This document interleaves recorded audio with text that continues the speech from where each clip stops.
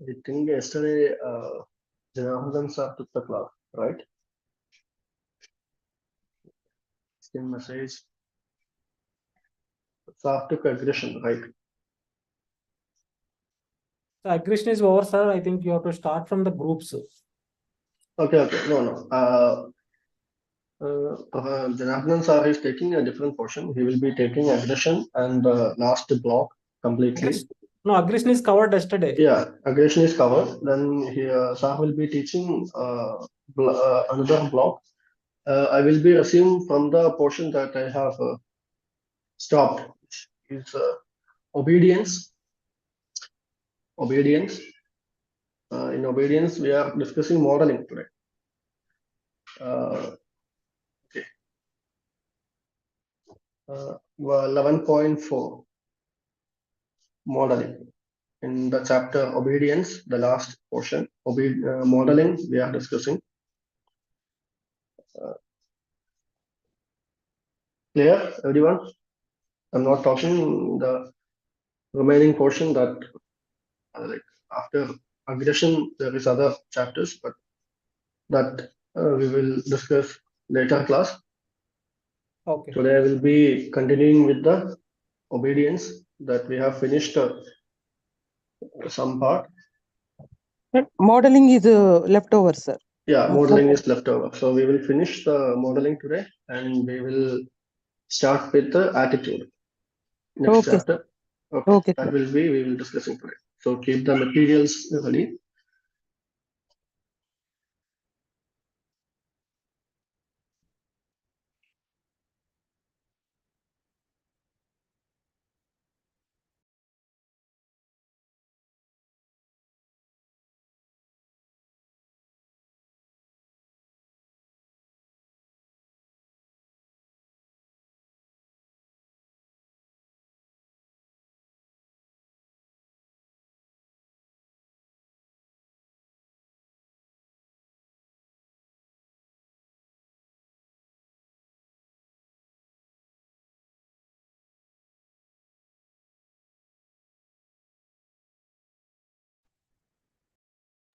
So we will start. See, the people will join us. Am I visible, audible? Yes, sir. Good morning, everyone. Actually, Professor Janardhan sir will told better for me that he will be taking the chapter aggression and the block for the last block. He will be covering that whole portions in the last block and the chapter aggression. Rest of the part I will be taking. So I will be finishing modeling today, hopefully, and then we will move to the introductory part of attitude. Okay. So we are discussing modeling 11.4.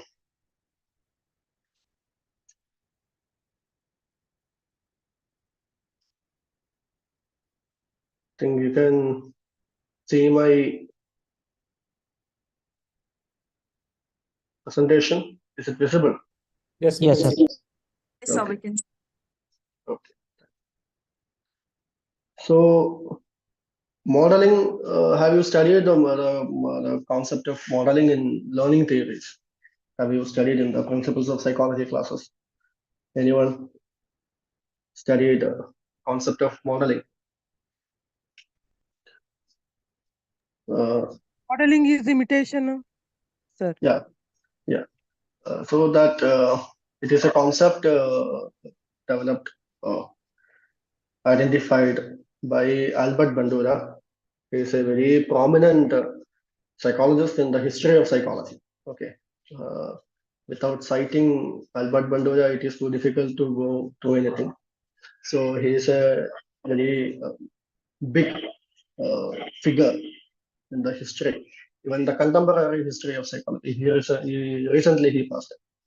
So technically, modeling is, in a way, we can say it's an imitation, but it is not a form of completely imitation. There are certain conditions to be satisfied. Then only we can call it modeling.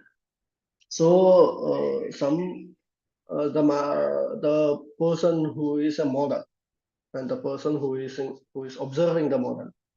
So that model should have certain qualities. So first of all, that model should look like a human. If it looks like an animal, we don't model the Sir, behavior page of number, animal. sir. Page number and unit, sir. Modeling. We are discussing modeling. 11.4. The page number in my document it is Okay. 100. Maybe it is 100. 100. Okay, thank you, sir. Thank you. 104. Okay. Okay. So in general, you can say modeling modeling happens when the model have similar social or cultural meanings. And whatever the behavior expressed by the model or whatever the behavior exercised by the model should be a kind of meaningful behavior in the context, in the social or the cultural context. Then only the imitation will happen. Even the mere imitation, we don't call it as a modeling. So don't associate the word modeling with the dictionary term of modeling. Okay. Always remember, it's a psychological term.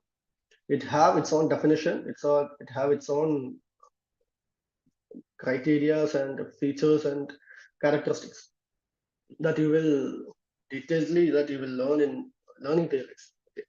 Albert Bandura. So here we are discussing modeling effect. So modeling have a couple of effects in the social psychological concepts. We are discussing social psychology. So in the social behavior, when it comes to social behavior, how modeling works, and we are discussing that how modeling works in the context of obedience. So how obedience lead to certain behavior and everything, and modeling. So when a person, or for example, a child, observe parent doing something and imitating that particular behavior, then we can say that modeling is happened. Okay, or if a person observe his or her their friend doing something and they are observing it and trying to do like that similarly, not same, similarly, we can say that the process of modeling is initiated. It is initiated, it is happening. We can't say it is completed or it is going in a proper way, but we can assure that we are sure that the process of modeling is started. So that is modeling effect. A human observing another human being, and it's not only always with the humans. It can happens with movies. It can happens with cartoons. It can happens with social media. So anything, any kind of behavior that have a social or cultural meaning. In that context, mostly the modeling happens. And in the modeling effect, there is something called inhibitory, disinhibitory effect. Okay. So how the inhibition, this inhibitory and disinhibitory effects in modeling happens when the model who exercised a certain kind of behavior is getting punished or rewarded. So if the model is getting punished, then that particular kind of behavior will get suppressed. Okay, it will get suppressed in the person who is observing that model, because that society or the is not giving the approval or giving a good sign of that particular behavior. So because of that social disapproval, or maybe you will be isolated from the group. If you show a particular behavior you have observed in someone as a model, and the model is getting punished, then we won't show that kind of behavior. So that process is called inhibitory disinhibitory effect. And then there is something called eliciting effect. So what is eliciting effect means, again in the context of a peer group, like if I see any of my friends, some of my friends is doing something and they are doing it really good, and I feel like I wanted to do that, then if I'm simply observing them and trying to imitate them, then I am imitating. I haven't learned it. I haven't went into what they are actually doing, how they are doing, what process they are doing, the details of their actions or their behavior. I don't have the information or knowledge about the details of the information. I'm simply imitating. So simple imitation without any kind of learning process, we call it eliciting effect. So modeling have modeling effect, which we imitate someone to get the approval or to be get accepted in the society or like that. And also there is inhibitory disinhibitory effect, which we inhibit our certain tendencies, our certain urges that we learned through certain models or we observed through certain model because of the social disapproval. And also there is a eliciting effect that the imitation of certain behavior without the learning process, without the actual learning process of how that particular behavior is exercised. We just imitate. So imitation, so that is why when someone asks, or when in exams or assignments, when they ask like what is modeling, don't simply write it as modeling is an imitation. So modeling is not simply an imitation. Yes, imitation is part of it, but there are a lot of other aspects. So here we are looking how modeling is a channel. Modeling is a medium for acquiring learning aggression. Okay, so modeling have three effects: modeling effect, inhibitory, disinhibitory effect, and eliciting effect. Then modeling aggression. So punishment and aggression. So for a child, the observation for a child, the model is always the parents. That they are always engaged with, they are always being with the parents. So the parents are the primary model, and parents will be the primary models for many people throughout their life. Later on their life, they may change certain aspects, but mostly the many things that we are acquiring through our parents. So how it works in punishment and aggression in case. There is something called arbitrary power. So arbitrary power means authoritarian, kind of ultimate power. So someone who has that kind of power, if child does something and the parent is aggressively reacting to that to stop them doing or to make them doing something, when they aggressively do that, what their understanding is that punishment of like showing aggression to the child, that will make them that they can't show aggression. They can't show the aggression. It is wrong. At house, if they show aggression, it is wrong. But what they are getting from their behavior is they showed aggression and made me doing things. They were showing their aggression. So because of that aggressive thing, me as a child either do something or won't do something. So the child will learn, okay, I can use aggression to acquire things. So two things are happening. One, the child learn or understand that having aggression inside the house is not good. Yeah, that is there. But using the form of aggression, you can get things that they will learn through model, that they are observing they are part of that process.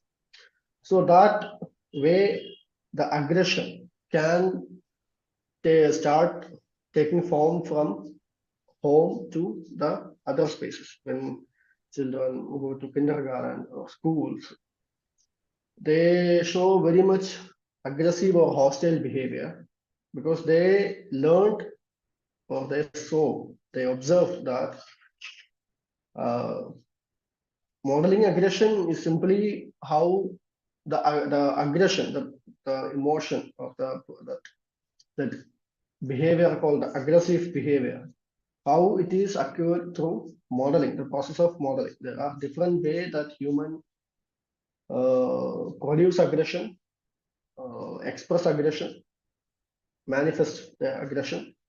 So modeling, how modeling is working there. So one aspect is punishment and aggression. When in home, when child get punished for something they did through the form of aggression. If the parent is aggressive towards the child will grasp two things. One, being aggressive at home is bad. It is not good.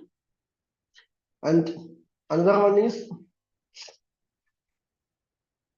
acting hostile or acting aggressive will help you to gain things, that occur things. So that is a unhealthy behavior. It's a maladaptive behavior.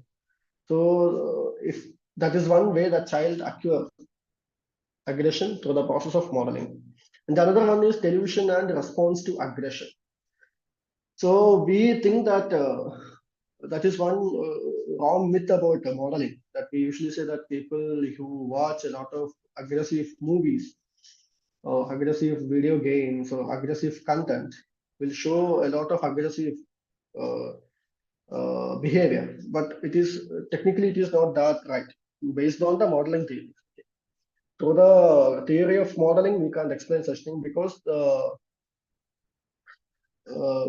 what happens is when people see aggression on television and when they see the actual event of being aggressive, they won't show that aggression because they get two kind of things. One is they are when in TV when they watch the television, they are seeing the other person is getting suffering. The victim is getting suffering. The victim is getting pain. So that kind of a kind of empathetic thing that will resist them from showing aggression in the real event. So mostly when children watch this kind of behavior, they may imitate. There are multiple possibilities when the person who is showing an aggressive behavior, if they get punished, they won't do it. If they go unpunished, then these children may imitate their behavior. But in the case of television and the response to aggression, even they watch the some fight and other things in the TV, when they get exposed to the actual fight between them, they won't actually engage in because the other person will get pain. That one thing is there. And another, they won't get the social approval. They won't get that appreciation or that kind of respect and everything, or approval from the society or the people around them. So television and response to aggression is another form. Again, they get aggressive, but they won't show the aggressive or they won't show the aggressive behavior. So that is another form that happens in television and response to aggression in the modeling aggression process. But at the same time, not only the aggression, but altruism. So altruism is doing something good for the other fellow human being. So when our parents or as a child or a student, their teachers or their authorities or someone is doing a pro-social behavior or someone which is beneficial for a society or a person or something like that, again, there is a high chance of people being active in that altruistic behavior. So why it is happening? Because the altruistic behavior enhances their self-efficacy that we have already discussed in the previous class. So self-efficacy is something that it's a kind of, it is a psychological process. And what it says is like self-efficacy is belief on oneself regarding that they can do something. It's a belief. Okay, it's a belief. So that belief should be increased, that the belief should be enhanced. So enhancing the self-efficacy is very important for us to be healthy, both mentally healthy and physically healthy and socially healthy. So altruistic behavior, helping someone, enhance our self-efficacy. So people engage in altruistic behavior, and through modeling, like children learn altruistic behavior very fast actually. If you keep a waste basket in your house and you by yourself putting waste in the waste basket within the house, then the child will start imitating you. And each time when we do that, we will encourage them. And when they go outside, they won't drop the waste in the road or something. They will go and put it in the waste basket or in the school or in the college. So they get that kind of appreciation for that particular behavior. And that kind of appreciation helps them to have a better idea of themselves, better identity of themselves. It will create a better self for themselves that will enhance their self-efficacy. So altruistic behavior also happens through modeling, and it is very important. So there are certain altruistic personality traits that we all possess. Okay, the thing is we have to polish it or enhance it. So the certain that major altruistic behaviors are, one is empathy, most importantly empathy. So empathy is we all know, not in the dictionary term, psychologically empathy means that we understand the other person, what the other person is expressing. We don't have to cry with them, we don't have to laugh with them. Like it's like giving a validation that I am understanding what you are going through, and like that validation makes empathy. So empathy is the people who have that altruistic personality trait. And another one is belief in just world. Belief in just world, that particular word, belief in just world concept means everyone in this world is fair and good, and people get the reward when they do good, and people get punishment when they do wrong. So it's a belief that we all possess. We all think that everyone that we meet, they are good. That is a kind of thought that comes in our mind. And people do good, they will get good. People do bad, they will get punished. So that is belief in just world. And then another one is social responsibility. As a social animal, as a community member, we have to coexist. And for coexisting, we have to be part of the social activities, social behaviors, all kinds of social activities, engagements. So that social responsibility they will be having, like it is my responsibility to contribute to be part of the whatever the social engagements or social transactions activities happen. And then internal locus of control. The people who are high in altruistic personality trait, they will be having high internal locus of control, which means there is external locus of control and internal locus of control. So internal locus of control say that people who are have the orientation of internal locus of control, they believe that whatever happening to them, it's because of their activity, because of their action, their thought, their response. It's not anything to do with other people or anywhere else. So if I help them, I am helping them. If they are feeling better, they are feeling better because they received help. So that kind of thing, they will go with the actual thing. And they have low egocentrism. So egocentrism is focusing on oneself. We say that the person is egocentric person, which means the person is egocentric. In another way, we can call it selfish. Okay, so psychological term for selfishness, we can call it egocentrism in a way. It's not a selfish, a kind of selfish, but they will be absorbed into themselves. They will be very competitive, and they are very absorbed into themselves. So that kind of quality will be very less with people with altruistic personality traits. They will be more of engaging with other people. Is it clear? This Yes, much? sir. Clear, sir. Yes, sir. Okay.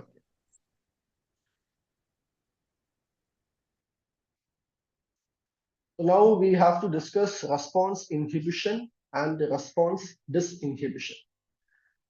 So how response inhibition happens? So there is two concepts that we have to understand. One is impulse and another one is inhibition. So impulse, again, the tendency We all have that, and we use that word in our day-to-day life very frequently. Impulse. That person is very impulse. That I had an impulsive thought and I just did that. So impulse is that urge, the tendency to do something, to get something, like to be in the action. So that I want something, I need something, that a strong pulling from the other part. We feel that kind of thing. And inhibition, on the other hand, if the person having that power to dominate their impulse and saying that it can't be doing this thing, and like I want to do this thing, but I'm not doing. I really want to do this thing, but no, I won't. So that is inhibition. You can say that the person is inhibiting something. So it's a kind of a simple formula that we use, that behavior, strength of impulse and the strength of inhibition. The value of impulse is higher, then the person will go for the impulsive behavior.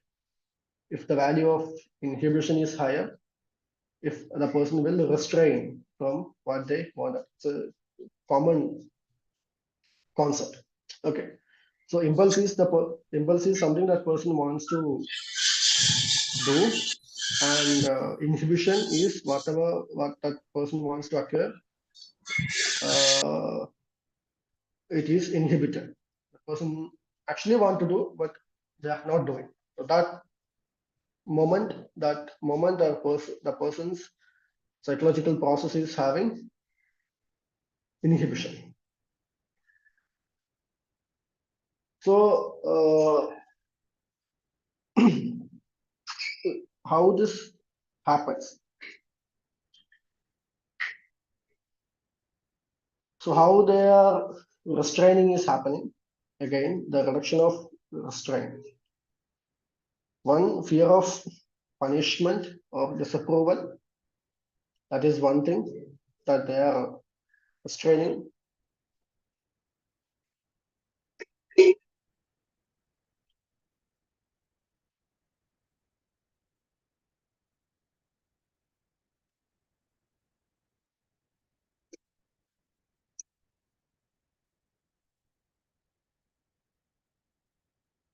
So to an extent, we can say that in these three aspects, we can say like these are three factors or reasons that we restrain from certain activities, that we inhibit ourselves from certain activities. One, in the context of fear of punishment or fear of disapproval.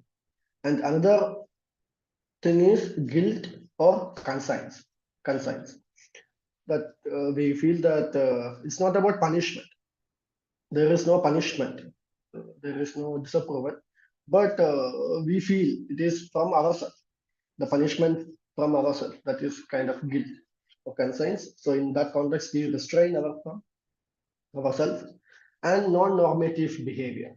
In a group settings, the group have a common strategies, behavior.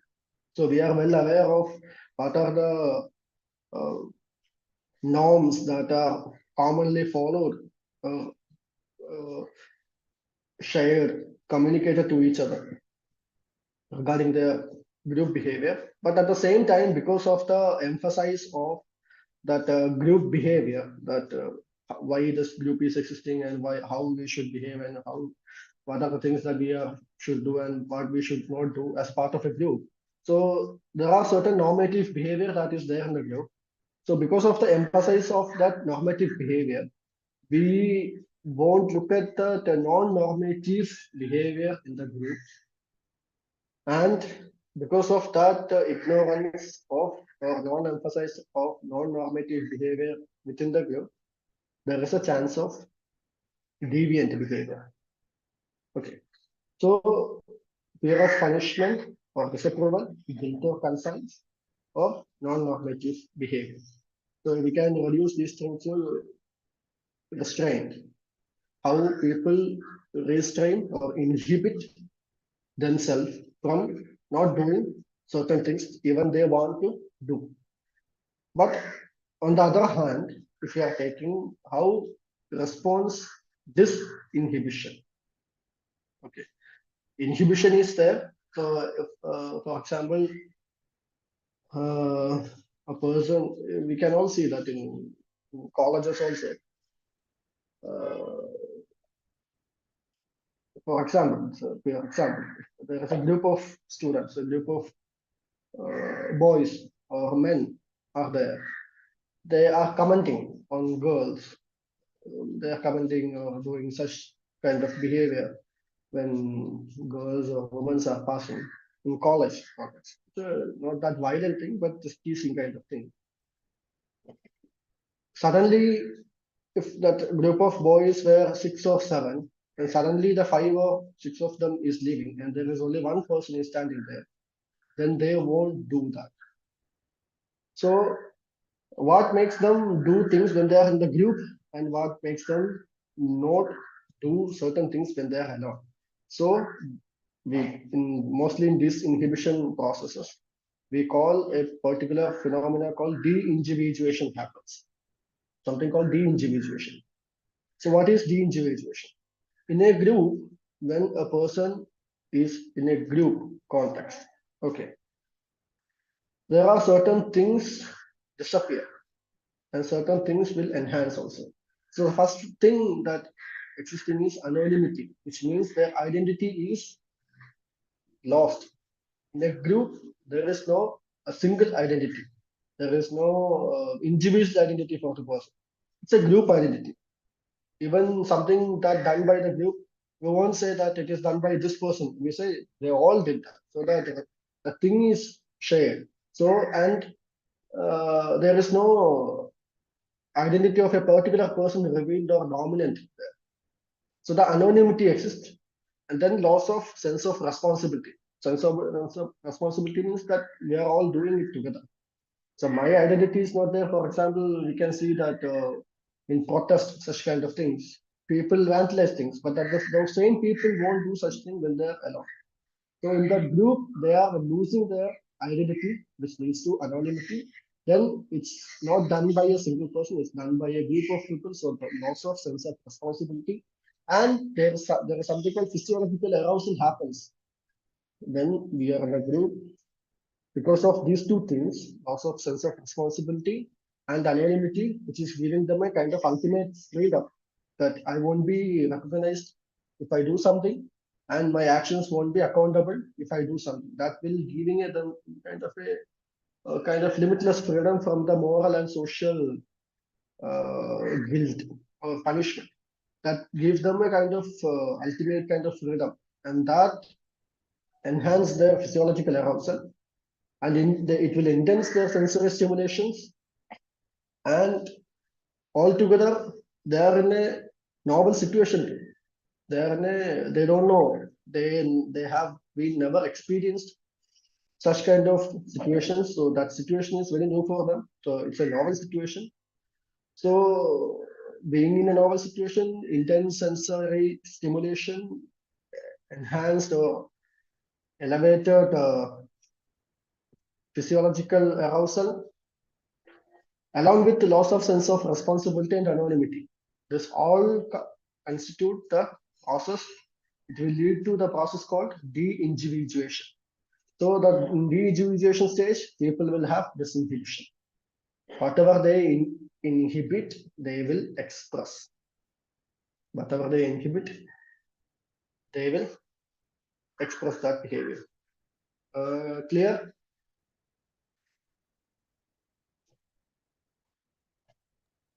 Clear, sir. Yes, sir. Yes, sir. No questions. So how we can respond disinhibition, controlling aggression? Okay. This inhibitory response, and how we can control that aggression that is channeled through that disinhibitory behavior. when people have certain impulses, and because of certain context, they are inhibiting that particular urges or tendencies, and when they are getting a chance of losing their identity and losing their sense of responsibility, it will be channelized into a higher form. Okay.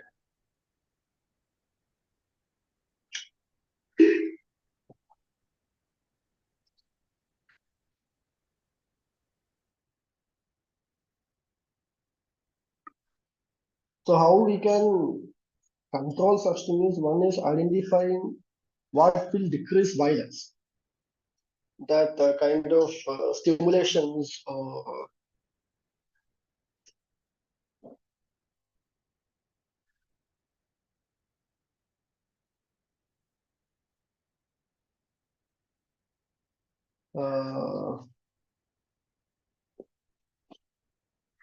one important factor is identifying certain aggressive or violent behavior, and what are the possibilities that we can decrease or reduce it. And then most important part is implementation, how to implement. So there are certain practices that we do in psychological practices. One is modification of child rearing practices, simply parenting. So in the process of parenting or child rearing, child rearing not simply constitute parenting, it's also comes with the teaching, educational approach also. So modification of child rearing practices in the parenting process, in the schooling process, they should have a lot of changes, which is like we have discussed that punishment and aggression. When they get punished and without any explanation and in an aggressive, hostile way, they will also learn that showing aggressive and hostile way to get something is fine. So it is a problem with the child rearing practices. So modification of child rearing practices is very important. Second thing, decreasing the level of frustration. So I think in the yesterday class in aggression, we have studied the frustration aggression hypothesis. Is it? Anyone remember? Yes, sir. Frustration aggression hypothesis. So can someone explain me what is frustration aggression hypothesis?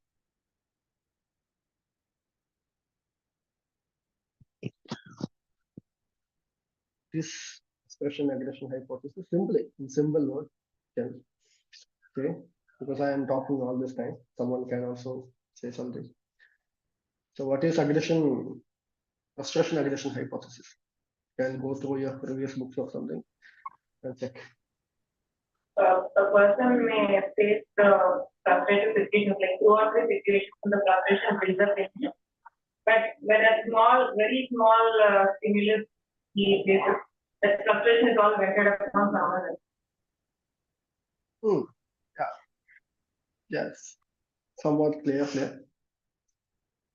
Good. Anyone else?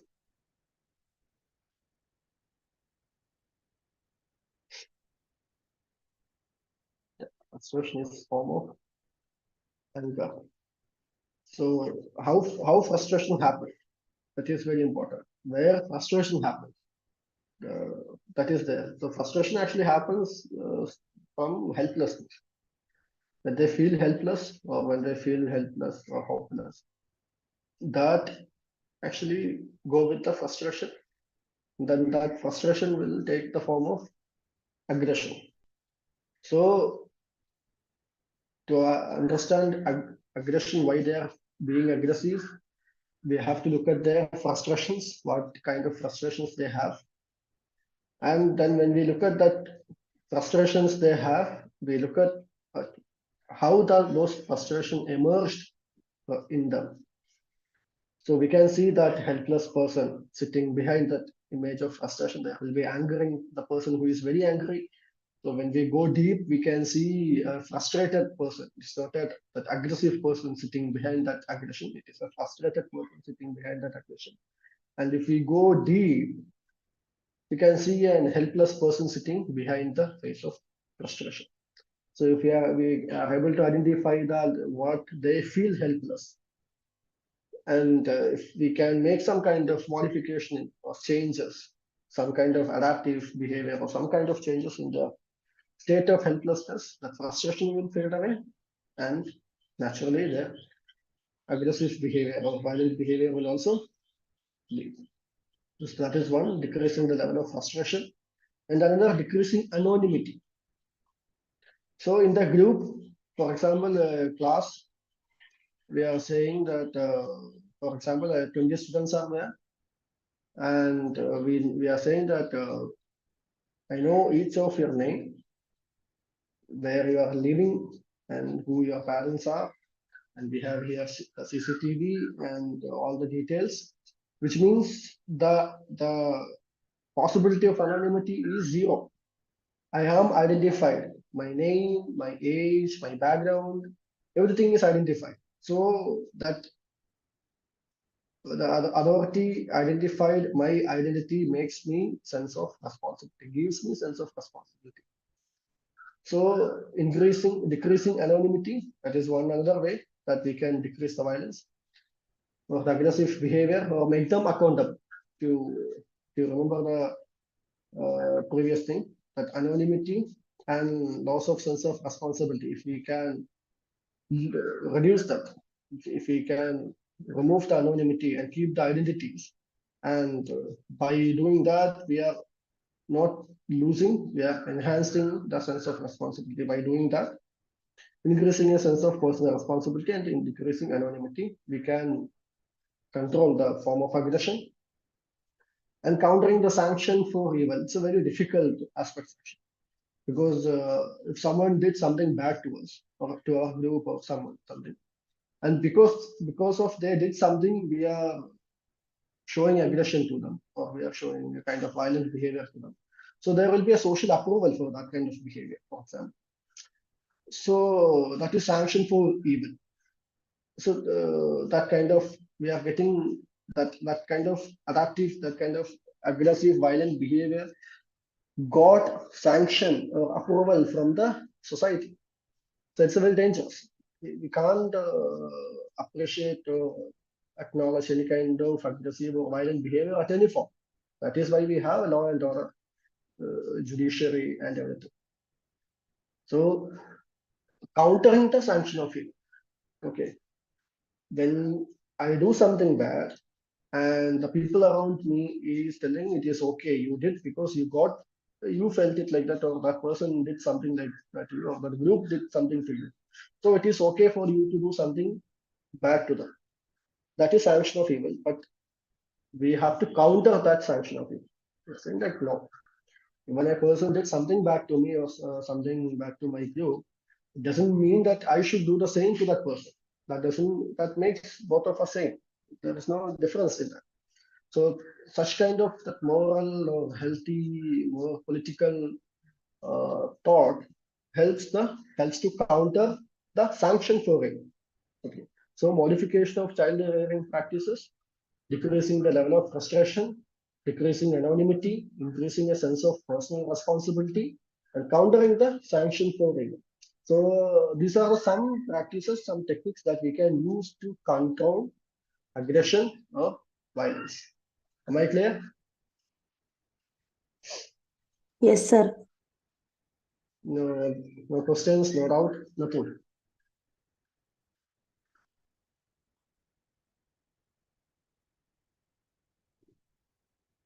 Clear. Shall we move to the next topic? So from this PPT, the obedience, the chapter obedience is over.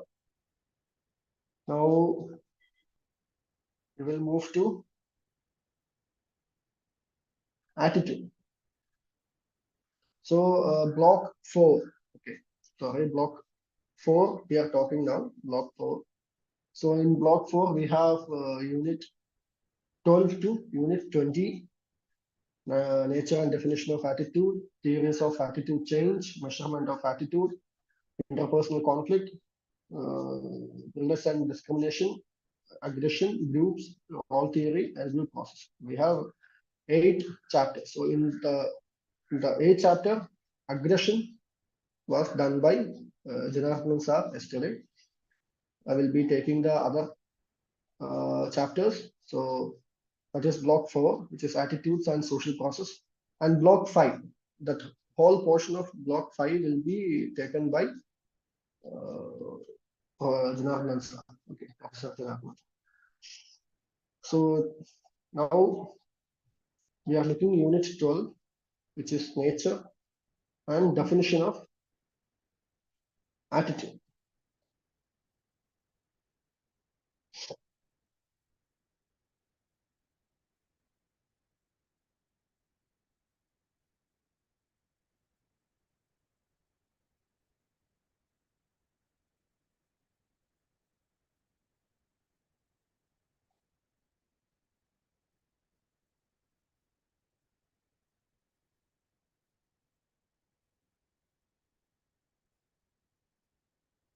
Am I PPT? Is it clear? Am I clear?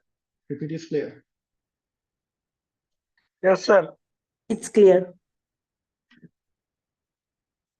So attitude, I think in the initial offline classes of social psychology, we have briefly discussed what is attitude. So what is attitude?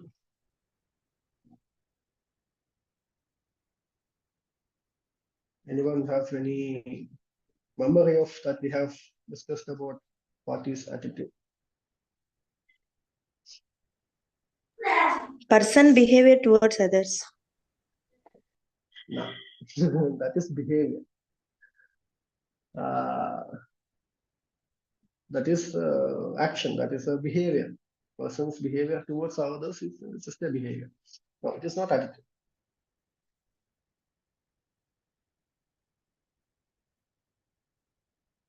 So attitude is a cognitive component. Okay. And mostly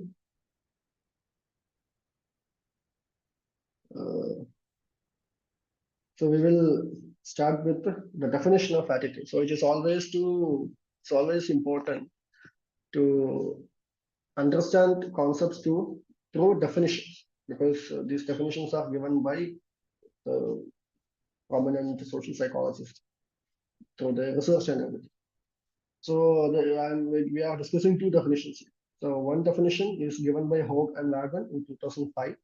So when we write a definition of something, we should write like this.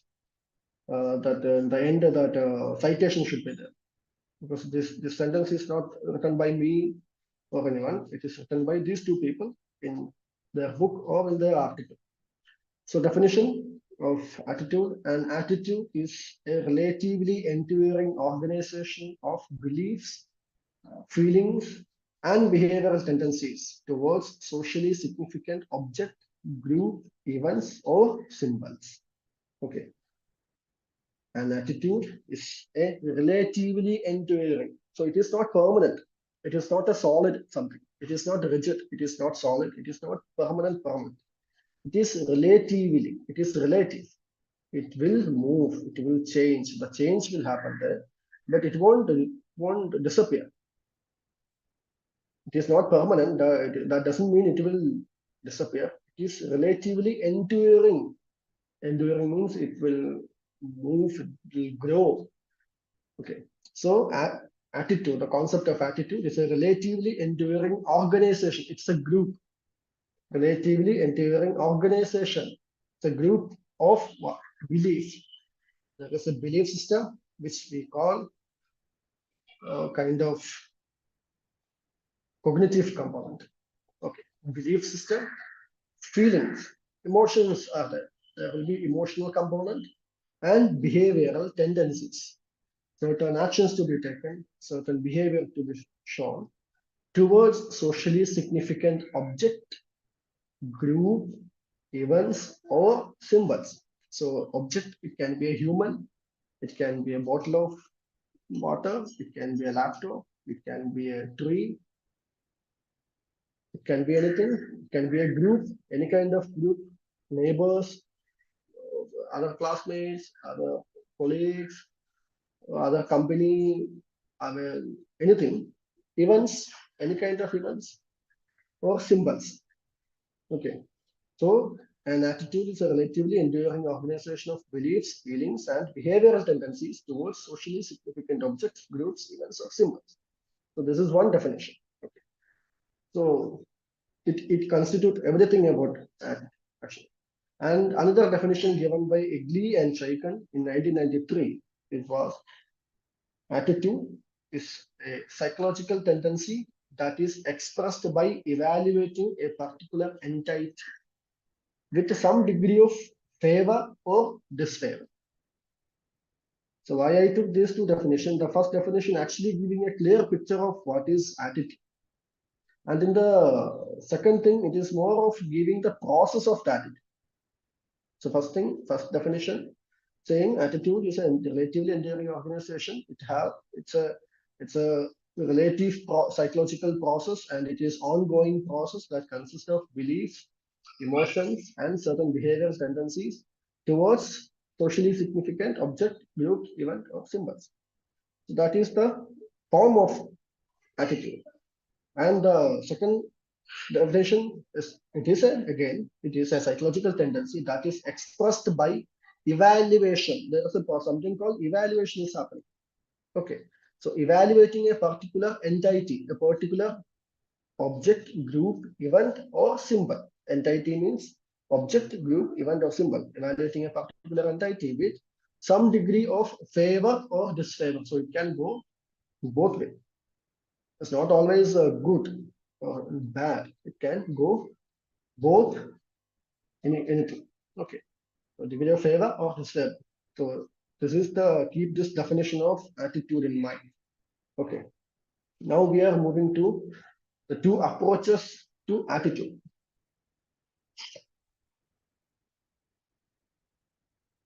So attitude have two kind of approach. We study attitude in two perspectives, two approaches. One, attitude as an evaluation approach. So attitude actually starts with the process of evaluation. Okay, there will be whether it is good or bad. So how the evaluation happens is based on the social information, the information we are receiving from the people who are around with us, mass media, newspaper, education, social practices. So these are the information that we are getting, and evaluating such information, the benefit, punishment, reward, significance, approval, acknowledgement, dignity, what else, everything. So that the evaluation of that the social information, biological information, psychological information, historical information. It's very important. Historical information, civilization, social information. All those information will go through the process of evaluation. By the process of evaluation, the process of the concept, the psychological process called the attitude will emerge. And also attitude as memories approach. So how this happens is when the evaluation is happening, it is adding on new information. The previous information exists, and the contemporary information exists, and the information which is coming new, the new memories will associated and linked with a particular attitude. If, for example, if I am having a positive attitude towards transgender people, through the historical, social, cultural, political, and contemporary evaluation of the information that is provided with me, so I have created a positive attitude towards transgender people. So it will go on. And when I have created the positive attitude towards transgender people through the process of evaluation, and it remained positive, and the new information will be whatever the experience that I am getting through the transgender or from the media or whatever, it will always associate with that the positive memory part of attitude. It will add on. So attitude have an evaluation approach, and the attitude have a memories approach. So both approaches attitude have. Okay. So and there are some features of attitude that is very important. So these features are very important. The first thing is attitudes are not innate. We don't get attitudes by birth. Technically, majority of the social behavior, I think we can say all social behavior are acquired, learned. Social behaviors we don't get. Even we smile, we have to learn actually. We smile that, and we keep the smiling because we were exposed to such behavior. If a child who was born and brought up in among jungle, with no contact with any human being, they lack a lot of social behaviors, but they will be having animalistic behavior. They will feel hungry, they will sleep, they will reproduce, they do such things, but the social behavior will be lacking. So all the social behaviors are acquired, learned, it's not innate. And second thing, it's enduring. Once it start, once we acquire a particular attitude, it will endure. It will go on. It will go on. And another one is attitude have subject-object relationship. It will take certain subjective things into objective aspects and certain objective aspects into subjective things. So that kind of interaction, the translation happens when we are having an attitude development. But when the process of attitude development, we keep the entity, that person or the group or event, in objective, subjective aspects to evaluate and to understand. So that property, that feature, attitude has. And another one is individual as well as group. We have individual attitude and as well as we have group attitudes. So it is not only about other people. We have certain attitudes about ourselves and among other people also, about our father, about our mother. Such things are also. And principle of consistency, because of certain attitude and based on that certain attitude, we behave to people. And if the attitude is a healthy attitude, positive attitude, and our that kind of behavior is getting rewarding, a kind of social approval. Because of that approval, we again do that behavior, right? And because of that reinforcement, because of that principle of, so the principle of consistency will happen. The particular behavior that generated from a particular attitude will exercise consistently. The principle of consistency will happen through that attitude will get stronger. So the principle of consistency exists there. Okay. And then motivational affective properties. So the an attitude can motivate a person, and an attitude can foster or create emotional responses, some kind of emotional arousal, and some kind of motivational arousal can also elicit through attitudes. So these are the certain features that attitude consists. Any questions till now about attitudes? Any doubt, any questions? Okay, sir, clear. Yeah.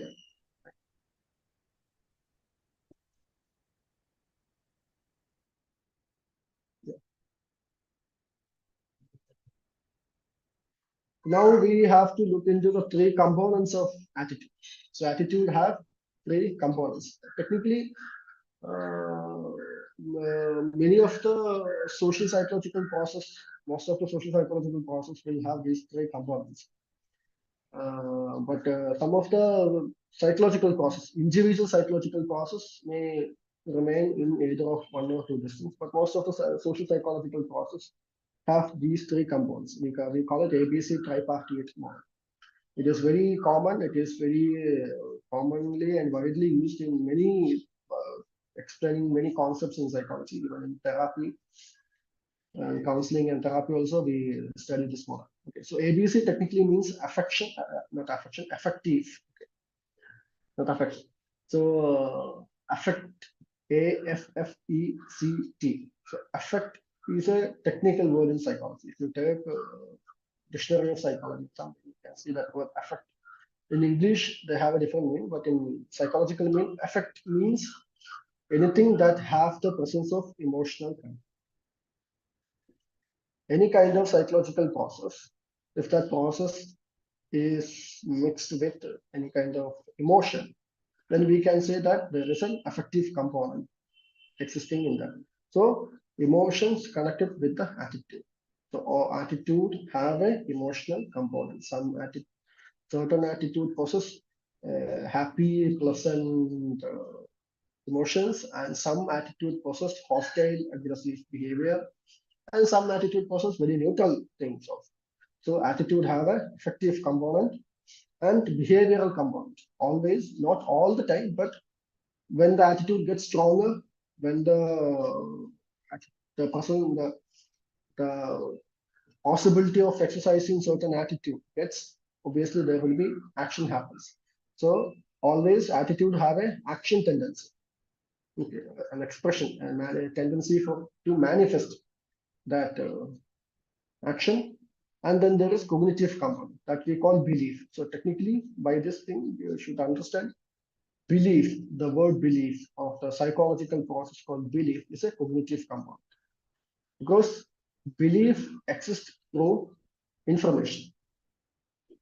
We are getting an information and we are verifying that information and we are validating that information. And based on those verification, validation, and the source of information, everything, we start believe that information.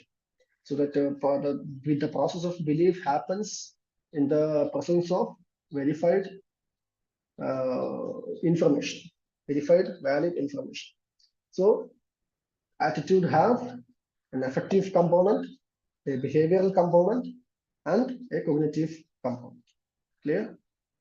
Attitude is not it's a complex process. So remember, when we say that a psychological process is what the psychological process that have ABC model, which is affect, behavior, and cognitive component are coexisting in a particular psychological process. That means we are entering into a complex world of psychological process because each of them are independent process. Okay, they are interconnected. Basically, they are interconnected. They are overlapping, but their origin and the way of origin from the brain and the biological changes and everything are kind of different, unique pattern. So when we take affective process, it is a huge area. When we take a behavioral process, it is connected with a huge area, like you see in the classical conditioning, operant conditioning, social model theory, and everything. And then there is cognitive component. It's an amazing, it's a big ocean. So we are entering into a complicated process called attitude that we will discuss further.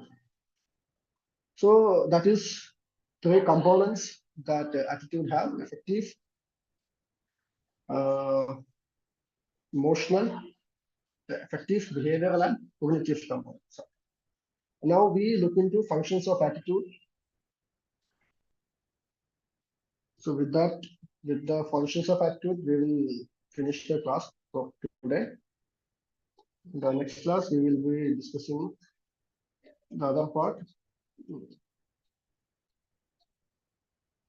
Sir, can you suggest any social psychology books apart from the textbooks given by university? Uh,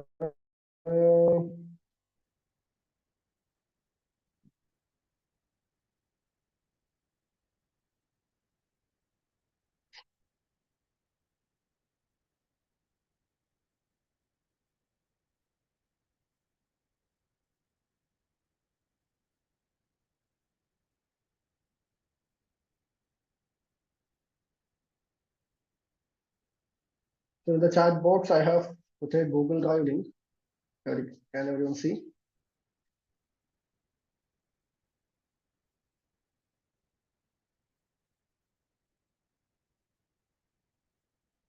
Is it visible for everyone? Yes, we are able to access. Access.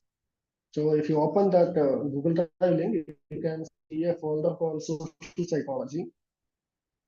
And then there are a couple of other PDFs. Okay, so if you open that social psychology, you can see a textbook called Social Psychology written by Barron, Baron, Barron, the 13th edition of this text. This is the book that we have all studied. In my graduation, I used I think the 8th or 7th edition of this book, and my master's also used. Masters we used the advanced, but this is the textbook that we use in our bachelor's. And in masters, to understand advanced things of social psychology. So in this link, if you go, you can see a book of social psychology, and there are some other books that is actually dealing with general psychology, historical psychology. Thank you, sir. Okay. Thank you, sir. Thank you, sir. So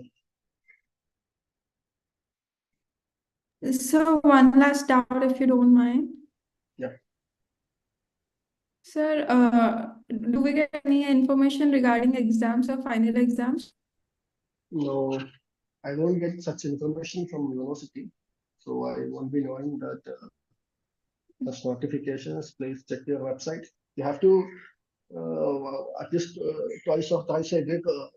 You have to visit your university website. That is what we usually do when we are studying in our college and universities. We check our university website at least once a week, because or at the time of exam or something, we check regularly because Yes, sir. a lot of people are studying in the university, so it is not possible for university to provide. But obviously there will be notification, that will be sure.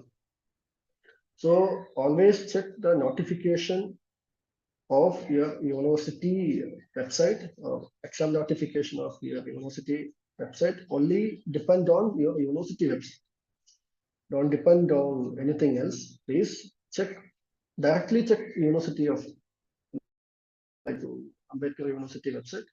There it will be very useful. And we faculties, especially me, I won't get such information. Okay. So the last portion we are discussing is functions of attitude.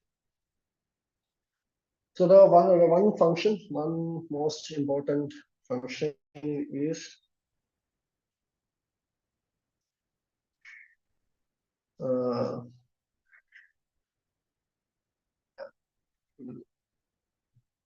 we'll finish the formation. We will finish the attitude because it's very less. Okay. So functions of attitude. First one is adaptive or utilitarian function.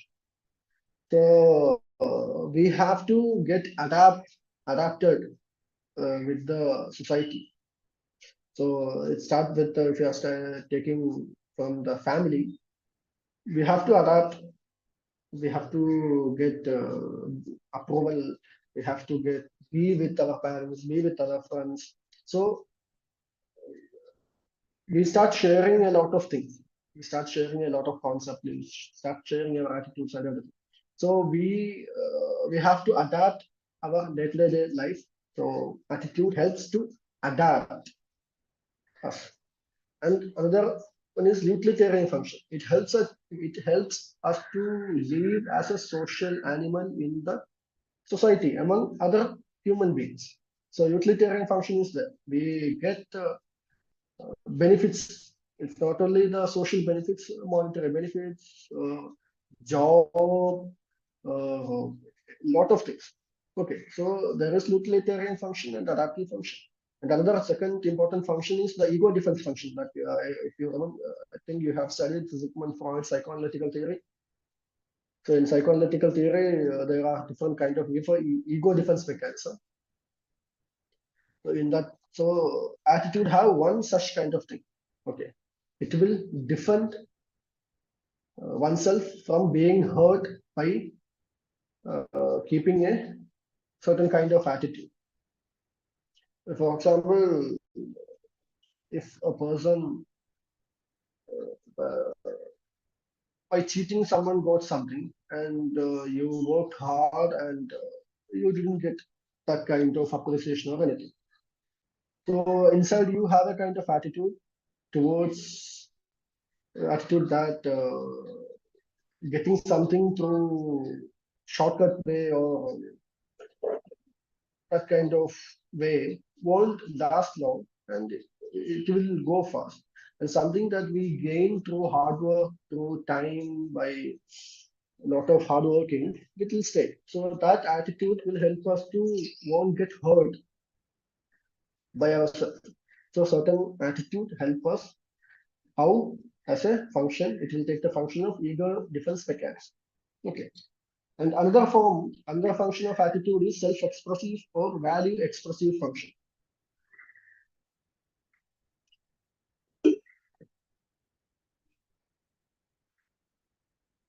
Self-expressive is like everyone are interested in expressing of oneself. So the way we dress, the things that we keep with us, it's a kind of self-expression. Like people buy iPhone. It's not because it's very user-friendly. It is giving a kind of self-expression that yeah, it's part of my identity. Or someone is wearing a T-shirt that is supporting a group or a club. It's again showing the self-expression. Like if I'm showing wearing a T-shirt or wearing a handband, or putting certain, for example, like growing hair is a self-expression among boys, because boys don't usually grow their hair. So they feel like this is my way of expression. So it have a self-expressive function that we have a certain, like for example, like I'm having an attitude towards certain group which is helping a lot of people.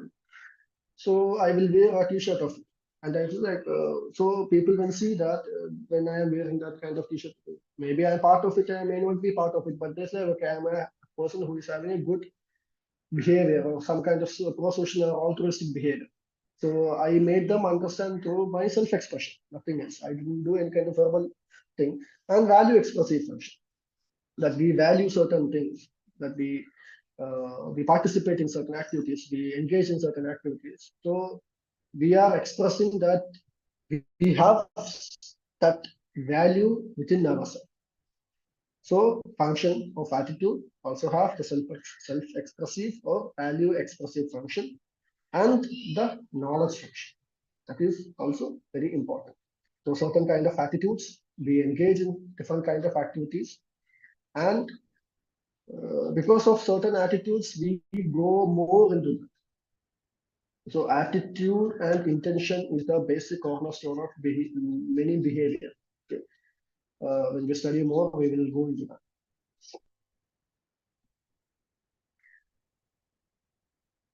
So that is the knowledge function. So these are the functions of attitude. I thought I will finish with this, but we have more minutes. We have 15 more minutes, so I will finish the functions of attitude, the whole chapter of attitude. So the knowledge function, again, it will help us to seek more knowledge, be part of knowledge production process, knowledge dissemination process, knowledge acquiring process when we be in the group or we engaging in some activities or social activities. Having a positive kind of attitude help us to know more about certain things. And again, having a negative attitude may be lead people to know more about certain things, why I am hating or why these people are making hatred. Or maybe we completely ignore them also. So the knowledge function is also existing. So that also adaptive or utilitarian function, the ego defensive function, and the self-expressive or value expressive function and knowledge function. So these are the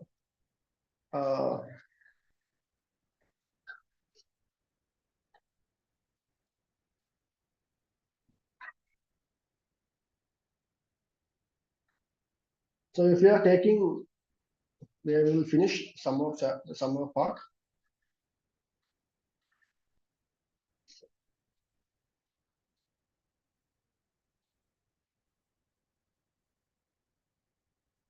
So we will.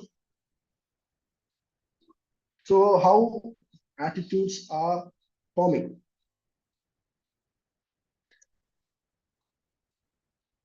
I think it's clear. Is my PPT visible? You can read, you can see, right? Yes, sir. Like this. Yes, sir. Okay. So how attitudes are formed, how attitudes are created. Okay, how attitudes are born or fostered. So mere exposure is one important way. The exposure to many things. For example, a person who is listening to the conversation of two strangers in the bus stop, and those two strangers are discussing something about a particular view, and they are talking something healthy or unhealthy or good or bad or positive or negative, something about a particular group. And if I am the one who is listening to the two strangers' discussion and I am getting information, and when I look at them, I see them as some police officers, or if well-educated people or someone who is something like that, not as a or that I feel like this person, whatever this person is saying, it's can be true. It is validated because the people is from this place, they are living here, so they know these places. So that kind of conversation that I overheard from those people in conversation, it will give an information about a particular group that I haven't been exposed to. So that conversation itself will create a kind of attitude. So from their attitude, I will, okay, these people are talking about this particular group like this. I think they are this kind of people.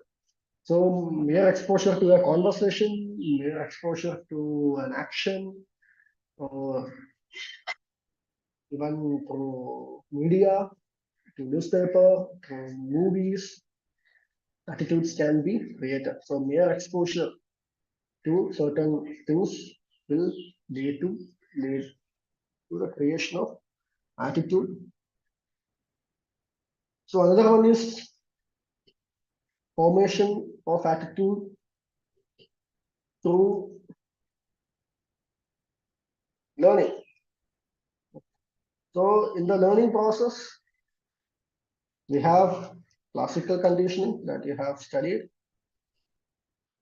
The classical conditioning is again when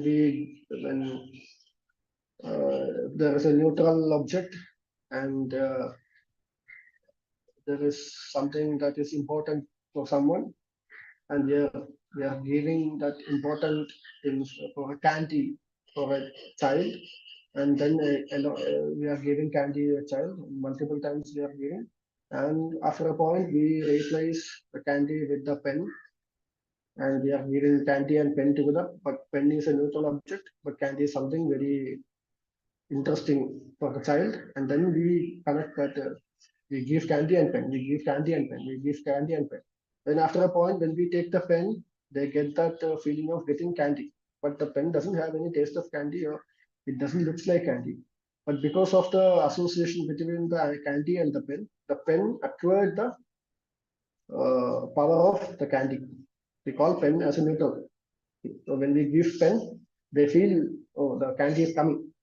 The candy will be given. Some kind of things will be there. So the pen got a kind of powerful status. So that happens in classical conditioning. And then there is operant conditioning. Sometimes I get confused. Operant conditioning. So again, operant conditioning, it is not about stimulus, neutral stimulus, replacing neutral stimulus with something. It's all about reward and punishment. If a person is getting a reward for a particular behavior, that particular behavior will get strengthened or enhanced. And again, if the person is getting punished, the behavior will get reduced or weakened. So that is there. And observational learning that we have discussed as modeling. But observational learning is mostly social cognitive theory. We explain observational learning that is created by Albert Bandura. So in observational learning, that modeling concept of modeling comes, self-efficacy comes, lot of reciprocal behavior and lot of things happen. So observation learning happens when people observe someone similar to me is doing something and they are getting reward from the action they did. I will have the tendency to do the same because the person who did that looks like me, somewhat my similar age, and so he can do, I can do. And he got compliments. So if I do, I get compliments. So a lot of factors is behind observational learning. It's not simply observing and imitating. A lot of psychological process happens inside observation learning. When you study social cognitive learning, you will understand it more. So through learning how attitude form, classical conditioning, yes, so classical conditioning and all these kind of learning process exist. Okay, classical conditioning still exists, and we use classical conditioning in different context and operant conditioning. We all know, and then observation learning is there. This is one way.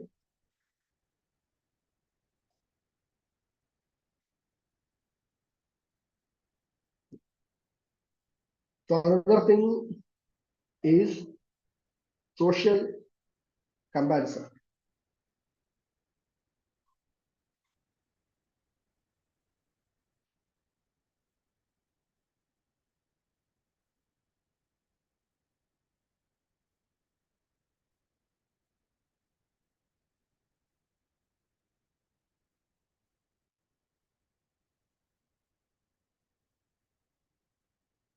We create or we form, our attitude will be formed through different kind of social comparisons that we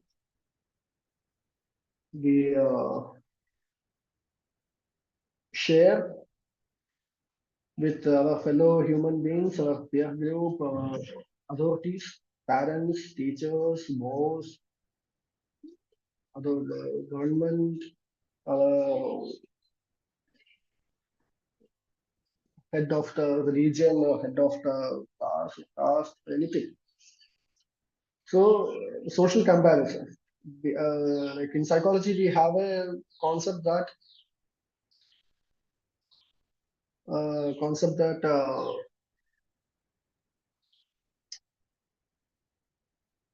we create our reality through our conversation. We call it social constructive. So we create our reality through the information that we have got from the social interaction. And we are comparing continuously, rigorously, at a time, simultaneously, all the time, even now in non-conscious process, the social comparison is happening. So in the initial form, as an adolescent or a child, there will be a lot of social comparison. It's a Pandora box. So through the social comparison, we form our attitude. This formation, the shaping, the structuring of the attitude happens through social comparison. And they are saying genetic factor, but it have some influence because genetics hold our microscopic psychological profile. Okay, in a way we can say our all kind of behaviors, our all kind of thing, actually everything, most of the thing, and even to some extent our future psychological processes also are in a way it is embedded in our genetic, but it is not pre-designed, not all the time. Sometimes our actions also make a certain kind of predispositions in our genetic thing, but it is mostly not in our offspring. But our genetic is mostly a combination of our parents, father and mother. So it will look like a mosaic, a blue, like a picture from our parent. If you take 5 colors from father and 5 colors from mother and mix it, not mixing as a mosaic. So our genetic is a mosaic of our parents' genetic. So it is not exactly look like our parents. It will be in a different form. So in the different formation of our genetic predisposition, yeah, there can be a chance of having a certain influence of genetic predisposition of that we may develop certain kind of attitude. Yeah, that is also possible. So with this, attitude is over. Clear? Any questions? Am I clear of formation of attitude? Is it clear? Yes, sir. Clear. Okay.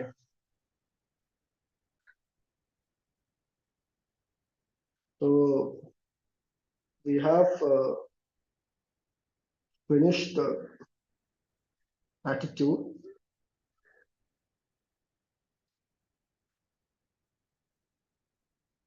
So in the next class, if I am taking the next class, I'm not sure whether I am taking or Professor Janardhan sir will be taking. There will be theories of attitude, and that is what we have to learn in depth. Okay, so this theories actually help us to learn more deep into how human attitudes are formed and how those formations are categorized, not categorized, but formations are kept under a huge scrutiny by many researchers and come up with very wonderful theories of attitude formation. So how our attitude is changing, how our attitude is adapting, how our attitude can get manipulated, how it is forming, once formed, how we can change something else, and without our knowledge, how our things are changing. So how this attitude is forming and changing, that we will look deep into the next class, hopefully in the theories of attitude change. So till that, we will wind up this class. Hope everyone understood. Any questions? Any doubt?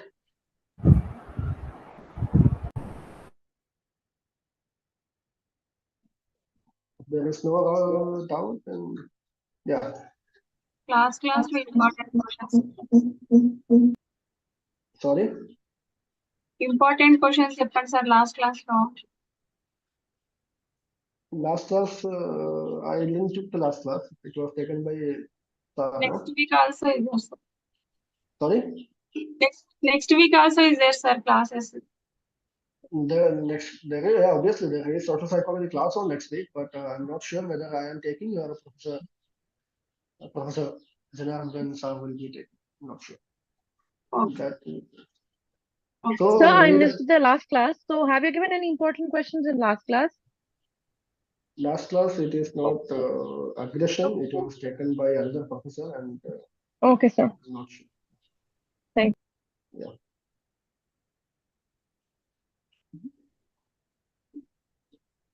So then, thank you so much. Thank you. We will meet on the class. Thank you.